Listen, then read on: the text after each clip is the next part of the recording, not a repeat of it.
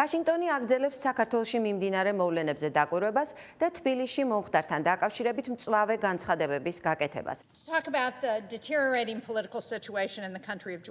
აქ ვარ, რათა ვისაუბროთ საქართველოში შექმნილ სიტუაციაზე, რომელიც თანდათან უარესდება. მშვიდობიანი პროტესტის გაკონტროლების მიზნით მთავრობამ საპასუხო სასტიკი ძალა გამოიყენა. ბოლო 2 კვირის განმავლობაში ჩვენ ვიხილეთ ქართული ოცნების მიერ ოპოზიციონერ პოლიტიკოსთა, მედიისა და აქციების ორგანიზატორთა სამიზნეში ამოღება. მათ არა მარტო ძალა გამოიყენეს ხალხის დასაშლელად, არამედ ადამიანებს დევნიდნენ საკუთარ სახლებში, ცემდნენ და აკავებდნენ. ეს არ არის დემოკრატია. ქვეყანა მათ შორისაა, ვინც ბოლომდე ვერ მოიცილა რუსეთის გავლენა. რუსეთის იმპერიის აჩრდილები საქართველოში ჯერ კიდევ დარჩა და ეს ყოველივე აისახება იმ მოვლენებზეც, რაც დღეს იქ ხდება. ტაქტიკა, რომელსაც მთავრობა იყენებს, რუსულია. ის მოიცავს სისასტიკესა და წამებას, დაკავებებს, ყველაფერს რისი მოწმეც ძველად საბჭოთა კავშირის დროს ვიყავით. ეს არ არის ის, რაც ქართველ ხალხს სურს. მაშფოთებს ის, რაც დღეს საქართველოში ხდება და ის, რომ რუსეთი ცდილობს მასზე გავლენა იქონიოს. გააკონტროლოს არჩევნების შედეგები. გულწრფელად გითხრათ, საქართველოს ევროკავშირში გაწევრიანებისკენ მიმართული უზარმაზარი ძალის ხმების შემდეგ აშკარაა, რომ რუსეთი ისევ ცდილობს კონტროლის დაბრუნებას. ამას ის არა მარტო საქართველოში, არამედ მოლდოვაშიც აკეთებს და უკრაინაში ომიც იმაზე მიუთითებს, რომ რუსეთს ყოფილი საბჭოთა კავშირის აღდგენა სურს. დასავლეთში გაკეთებული მწვავე განცხადებების პარალელურად საქართველოს პრემიერ-მინისტრი ირაკლი კობახიძე თავისი პირვანდელი განცხადების შემდეგ ამტკიცებს, რომ მას არ უთქვამს თითქოს ქვეყნის საგარეო კურსი იცვლება. პირიქით, მმართველი გუნდი ამბობს, რომ განაგრძობს რეკომენდაციებისა და ვალდებულებების შესრულებას და ქვეყანა ევროკავშირის წევრი მაინც გახდება.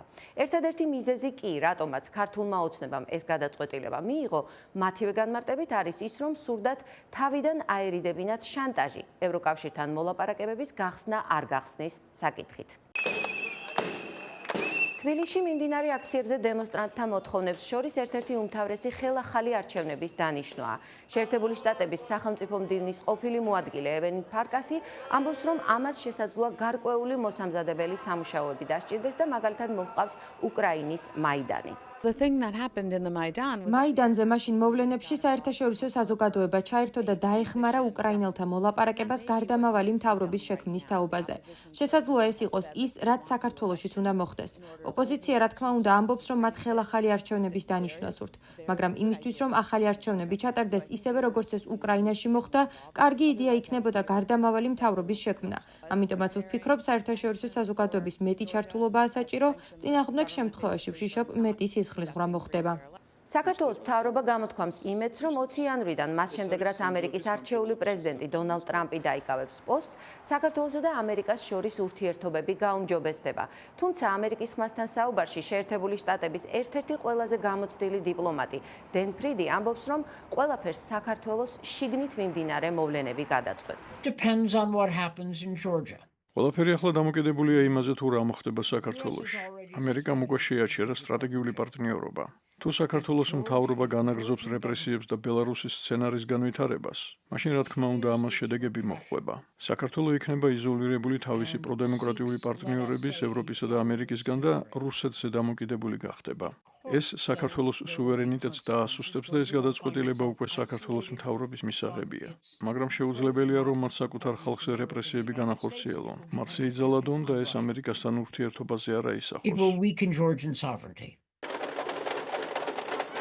2 კვირაზე მეტია, რაც თბილისსა და საქართველოს სხვა ქალაქებში ანტისამთავრობო პროევროპული აქციები გრძელდება. ხელისუფლება მათ საპოლიციო ძალებით უპირისპირდება და არბევს. დააკავეს 400-ზე მეტი დემონსტრანტი. ბევრი ამბობს, რომ მათ ძალოვანი უწყებების წარმომადგენლები ფიზიკურად გაუსწორდნენ. ათეულობით დაშავებულია, მათ შორის ბევრი მედიის წარმომადგენელიც, რომლებიც მიტინგებზე საკუთარ პროფესიულ მოვალეობას ასრულებდნენ. საქართველოში მიმდინარე მოვლენებთან დაკავშირებით ზომების მიღება იგეგმება ევროკავშირშიც. ორშაბათს 16 დეკემბერს ევროპის კავშირის საგარეო საქმეთა მინისტრები გეგმავენ საქართველოს საკითხის განხილვას. ისინი იმსჯელებენ დამოუკიდებელი გამოძიების ჩატარების მოთხოვნაზე და დამატებით ზომებზე, მათ შორის სანქციების დაწესებაზე საქართველოს ხელისუფლების იმ წარმომადგენელთა წინააღმდეგ, რომლებიც პასუხისმგებელნი არიან მომიტინგეების მიმართ ჩადენილ ძალადობრივ ქმედებებზე.